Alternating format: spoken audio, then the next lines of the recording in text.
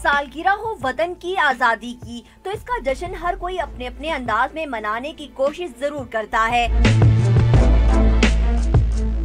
आज़ादी के जश्न में पाकिस्तान रेलवे अपना हिस्सा एक खसूसी ट्रेन सजाकर डाल रही है। 12 बोगियों पर मुश्तमिल ये आज़ादी ट्रेन जदोजहद पाकिस्तान और क़याम पाकिस्तान के बाद के 70 बरसों की तारीख बताती नजर आती है। ट्रेन पर पाकिस्तान की अहम इमारतों के खूबसूरत मॉडल बड़ी महारत से तैयार किए जा रहे हैं। 6 इसमें फ्लोट्स होंगे और 5 गैलरियाँ होंगी। जो 6 फ्लोट्स हैं वो 4 सूबों से रिलेटेड हैं और एक आज़ाद कश्मीर और एक गिलगित बल्तिस्तान पे है। जो 5 गैलरियाँ हैं उसमें एक गैलरी तहरीक पाकिस्तान पे है, एक गैलरी ISPR के इश्तराक से तैयार की जा रही है।